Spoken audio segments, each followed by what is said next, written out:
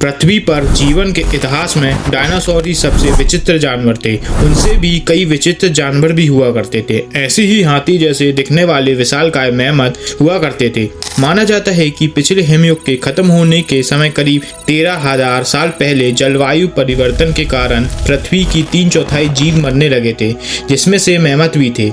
लेकिन इसका सही समय अभी तक विवाद का विषय है। नए अध्ययन में एक नई पद्धति से समस्या को सुलझाने का प्रयास किया गया है। कनाडा में एक 30,000 साल पुराना बेबी बुली मेमथ मिला है। इसके बाद सबसे बड़ा सवाल यह है कि आखिर ये बुली मेमथ क्या होते हैं। क्या आज के हाथियों को ही बुली मेमथ कहा जाता है या उनसे अलग होते हैं? आइए जानते हैं बुली मेमथ के बारे में। कनाडा के यूकोन में एक बेबी बुली मेमथ की हाल ही में खोज हुई है। यह मेमथ लगभग 30,000 साल पुराना था। यह खोज उत्तरी अमेरिका में अब तक की सबसे महत्वपूर्ण मानी जा रही, क्योंकि इस मेमथ का शरीर पूरा है, यानी इसके शरीर पर स्किन भी है। 30,000 साल से यह धरती के नीचे दबा था, लेकिन फिर भी यह पूरी तरह से गला नहीं है।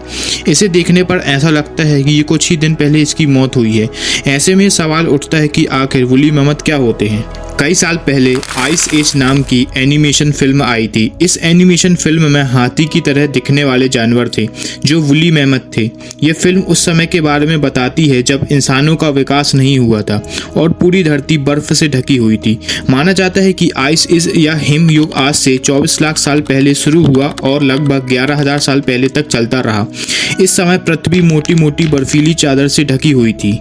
मेमथ शब्द की उत्पत्ति साइबेरियाई भाषा के मेमथ शब्द से मानी जाती है, जिसका अभिप्राय है भूमि के नीचे रहने वाला जंतु से होता है। चूंकि इस हाथी का शरीर सदैव जमे हुए बर्फीले कीचड़ के नीचे ही पाया गया है। मेमथ पर हुई रिसर्च साइंटिस्टों द्वारा नई पर्यावरणीय डीएनए विश्लेषण पद्धति से पता लगाया जाता है कि हिमयुग के काफी समय बाद तक भी साइबेरिया में उनकी छोटी जनसंख्या बची रह गई थी। मेमथ सहित उस हिमयुग के कई जीव जलवायु परिवर्तन के दौरान गर्म हो रही जलवायु के बनने के संक्रमण दौरान भी खुद को बचा पाने में सक्षम थे। इससे मेमथ के विनाश के सही और सटीक समय को जानने में बहुत ज्यादा मदद मिल रही है। इस क्षेत्र में तकनीक वृहद तौर पर उपयोगी साबित हो सकती है। वहीं दूसरी तरफ नई रिसर्च में नई टेक्निक से इस समस्या को सुलझाने का प्रयास किया गया है, जिसके मुताबिक मेमथ जितना समझा जा रहा था उसके काफी बाद विलुप्त हुए थे। हिमयुग में रहने वाले जीवों के लिए वह जलवायु परिवर्तन बहुत ही खराब साबित हुआ था। नेचर में प्रकाशित इस अध्ययन में रिसर्चरों ने पर्यावरणीय डीएनए विश्लेषण पद्धति का उपयोग किया और पाया है कि साइबेरिया के प्रमुख भूभाग में मेमथ 39,000 साल पहले रहा करते थे। यह वही समय था जब मिस्र में महान गीजा पिरामिड का निर्माण हो चुका था। तब तक मानव सभ्यताएं भी थीं। साइंटिस्ट के मुताबिक मेमथ साइबेरिया के प्रमुख भूभाग में बहुत कम संख्या में रहा करते थे, जो हिमयुग के बाद गर्म हो रही जलवायु के संक्रमण काल के दौरान खुद को बचाने में सफल हो गए थे। लेकिन मेमथ के अलावा ऊनी राइनो भी इस खुद को बचाने में कामयाब हो सके थे और माना जाता है कि वो भी 14,000 साल पहले खत्म हो गए थे। लेकिन पर्यावरणीय डीएनए विश्लेषण से पता चलता है कि वे अंटार्कटिका के बाहर करीब 9,800 साल पहले भी जिंदा थे।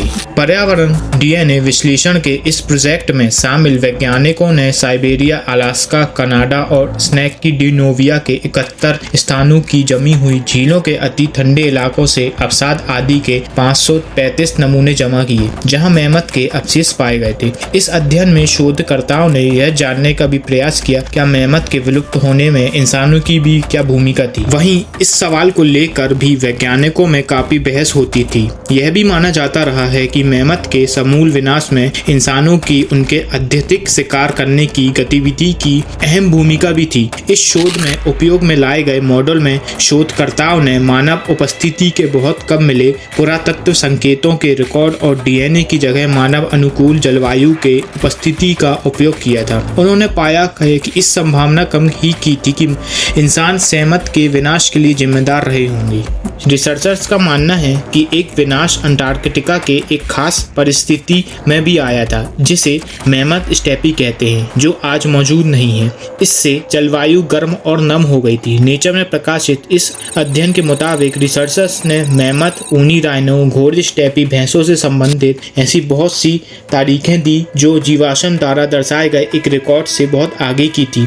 इस अध्ययन से इस बात की मजबूती मिलती है कि अंटार्कटिका में जीव का काफी देर तक खुद को बचाए रख सकते हैं। इस अध्ययन के प्रमुख शोधकर्ता एसके विलिस्लेव ने एक बयान में कहा, हम आखिर यह सिद्ध कर सके कि केवल जलवायु परिवर्तन ही समस्या नहीं थी, बल्कि यह उस तेजी से जिसकी वजह से अतीत मेमत जैसे जीवों का विनाश हो सका था। मेमत उस गति से खुद को बदलते हुए हालात में नहीं ढाल सके जिस तेजी से जलवायु बदल रहा था। साइंटिस्ट के मुताबिक वुली मेमत आज से 3 लाख से 10,000 साल पहले तक पाए जाते थे। ये हाथियों के परिवार से आते हैं। वुली मेमत बड़े होते हैं, लेकिन ये बहुत ज्यादा विशालकाय नहीं होते थे। आज के हिसाब से देखें तो अफ्रीकी हाथियों के आकार के बराबर होते थे। वुली मेमत के शरीर पर 2 तरह के बाल होते हैं। शरीर को लंबे बाल घेरे रहते हैं जो किसी जैकेट की तरह उन्हें कवर करते हैं। उनके नीचे छोटे छोटे बाल होते हैं और ये उन्हें गर्म करने में मदद करते हैं। यदि आज के हाथियों से अगर वुली मेमत की तुलना करें तो इनके कान छोटे होते हैं। इनके बालों की तरह ही कान भी उन्हें गर्म करने में मदद करते हैं। इनके बड़े बड़े दांत भी आज के हाथियों की तरह नीचे की तरफ न होकर ऊपर की ओर घूमे रहते हैं।